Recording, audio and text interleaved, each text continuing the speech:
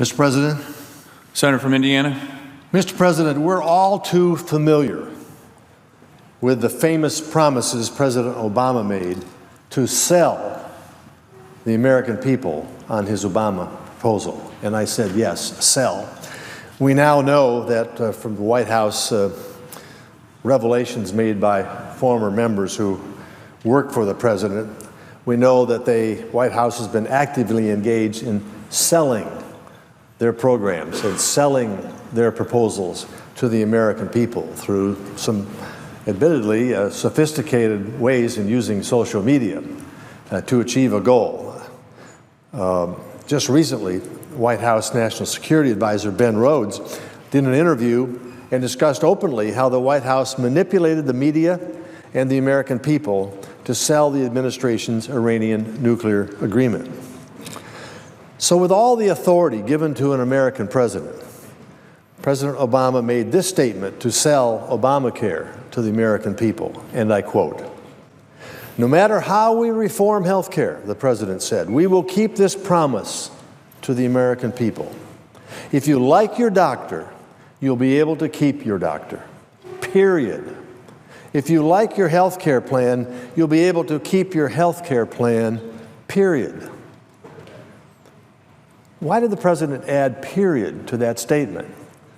The statements are clear. If you like your doctor, you can keep your doctor. If you like your health care plan, you can keep your health care. When you add period, it basically says, take my word for it. Count on it. It's a done deal. I'm telling you, the American people, I'm making you a promise. Period. You can take this one to the bank. Well, I'm not often a reader of the New York Times, but a recent headline in the paper caught my attention. Sorry, we don't take Obamacare. The article discusses the growing number of doctors and hospitals who are no longer accepting patients who are covered by Obamacare insurance plans. So much for if you like your doctor, you can keep your doctor, period. So much for that promise. And it's not just medical professionals who are saying no to Obamacare. The nation's largest health insurer, United Health Group, recently announced that it will stop selling individual Obamacare plans in Indiana next year because such plans simply are not profitable. Pretty hard to run a business if you're not making a profit. If you're losing money, you can't pay the employees. You can't produce your product. And United Healthcare has basically said we've lost so much money under this Obamacare mandate that we no longer are going to stop selling individual plans. According to the Indianapolis Business Journal, and I quote, "In April, United Health said it would drop out of all but a handful of state exchanges where it sells individual Obamacare plans. It had said the exchange market was smaller and riskier than it had been expected." I think I heard a lot of members on the floor here on the Republican side basically saying what has been written and endorsed and imposed on the American people is something that simply doesn't make economic sense. And there are going to be insurance companies that are simply not going to be able to not only survive on this basis, but not make any profit whatsoever. And obviously, with the case United Healthcare, they're dropping this because they simply cannot expose themselves to this kind of risk. It is said that they will lose $650 million on the plans this year alone. And United Healthcare sold coverage in 34 states on the Obamacare exchanges. And United Healthcare's situation is not unique. According to the Indiana Business Journal, roughly half of the health insurance selling money on Obamacare exchange in Indiana are losing money on the business, have lost money on the business last year. So much for the president's promise, if you like your health care plan, you can keep it. Period. So much for the president's promise. Decreased access to providers is just one of many problems with Obamacare. Another major problem is the rising cost of coverage for those who are on this plan.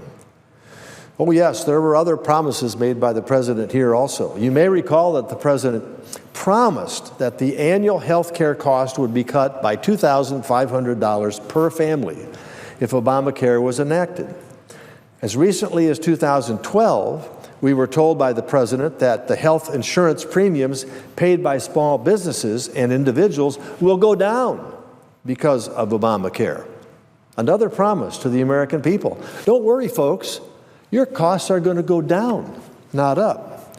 And despite that promise that Obamacare will cut costs and make coverage more affordable for families and small businesses, that's a quote from the President of the United States, many Americans are experiencing higher premiums or paying outrageous deductibles when they purchase coverage through the Obamacare exchanges. I've been on this floor documenting literally hundreds, if not thousands, of inputs into my office through emails, phone calls, and so forth, saying, wait a minute, I just got a notice from my insurance company that my deductible is skyrocketing from $1,000 to $5,000 or to $7,500 or $9,000. So I can't afford this kind of stuff. I thought this was, I thought we were promised that this wouldn't happen. And it's not just the deductibles, it's the copays. People said, wait, all of a sudden I walk in and the doctor's office says, wait a second, you got to put down the cash copay here. And my copays have just gone through the roof. Premium increases have dramatically increased. The average premium for benchmark silver plans in the federal exchange, the Obamacare exchange, rising by 7.5% this year.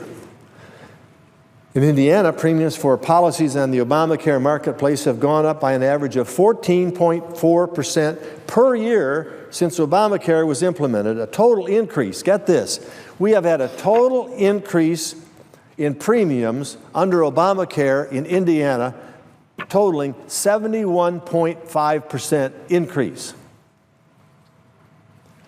Tell the American people, you got my word, period.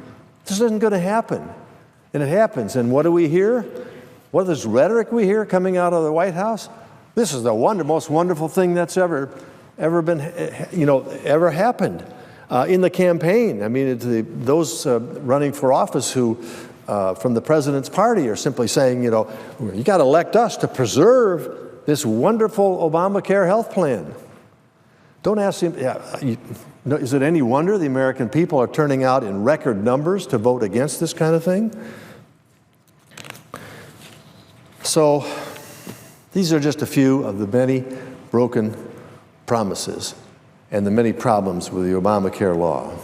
There are many other things I could get into, such as the failure of many state-run exchanges. Some states only have one exchange or no exchanges left. The rollout of the plan, which cost American taxpayers hundreds of millions of hard-earned tax dollars because this rollout was so botched, nobody could get into the computers or get even on the phone. The thing was rushed to judgment to meet a deadline, and they weren't prepared. Hundreds of millions of dollars just to get the thing on board so that people could begin to ask questions as to what they were mandated that they had to do.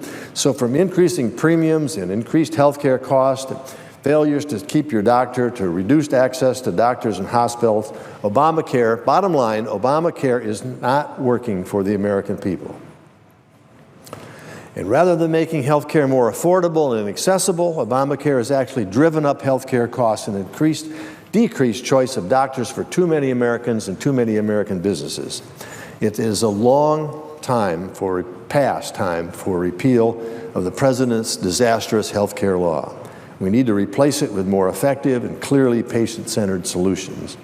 And despite numerous attempts by Republicans to repeal this fatally flawed legislation, all efforts have been rejected by the president in the White House. But we're approaching the time when the American people can express their response to these broken promises this administration has made in relation to Obamacare. Mr. President, with that, I yield the floor.